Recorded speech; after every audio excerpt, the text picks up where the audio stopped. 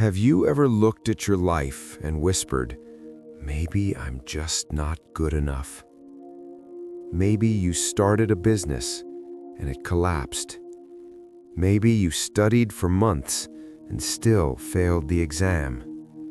Maybe you gave your heart to something and watched it fall apart anyway.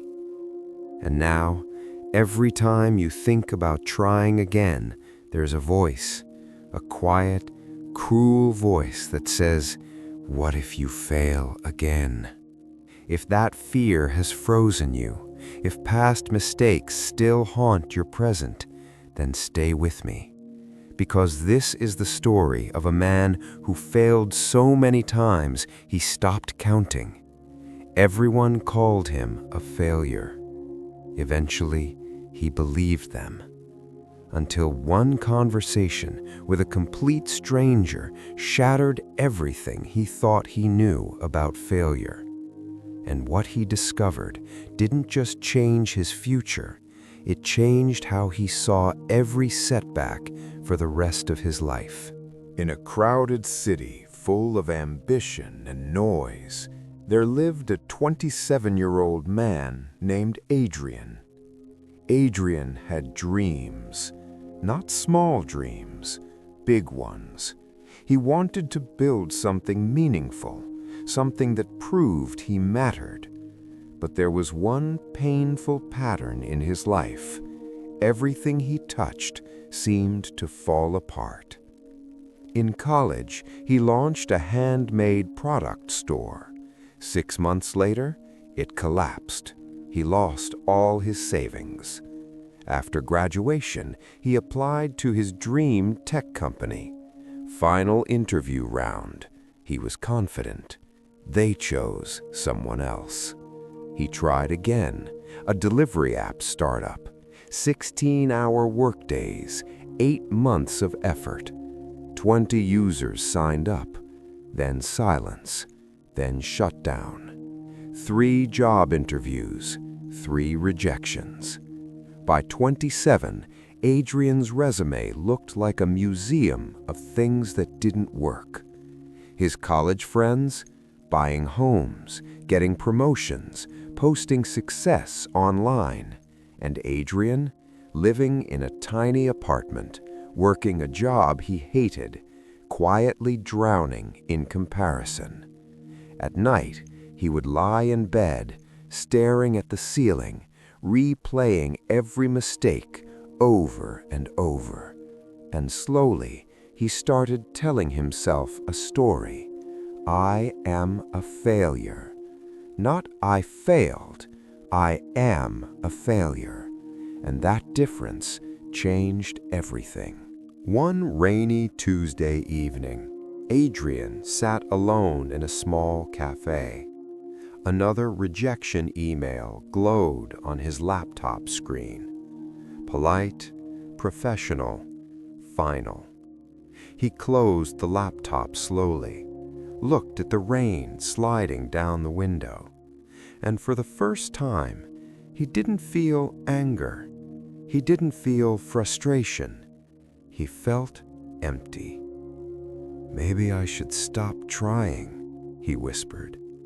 Maybe safety was better than hope. Maybe stability was better than ambition. Maybe ordinary was enough. That's when a voice interrupted his thoughts. Excuse me. An older man sat at the table beside him. Gray hair, calm eyes, gentle presence. You look like someone carrying a very heavy weight. Something about the tone made Adrian's walls fall.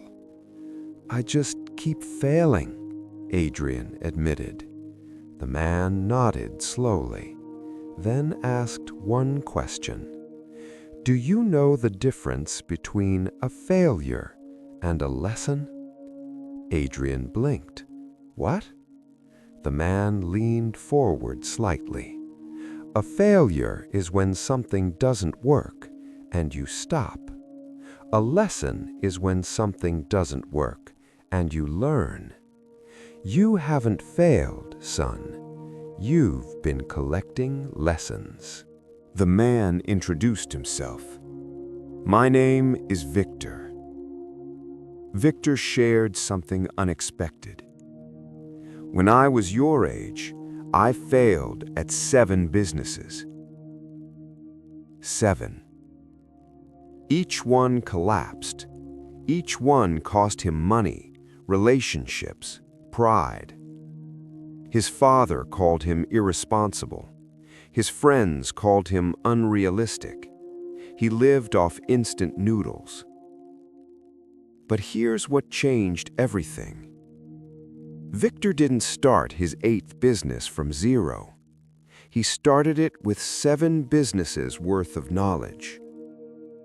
He pulled a napkin and drew 2 lines, one straight upward line. This is what people think success looks like. Then he drew a jagged line, up, down, back, forward, down again. But this is what it really looks like. Zoomed out, it was still rising. "You're not behind," Victor said. "You're building." Victor handed Adrian a small notebook. "Write every failure down.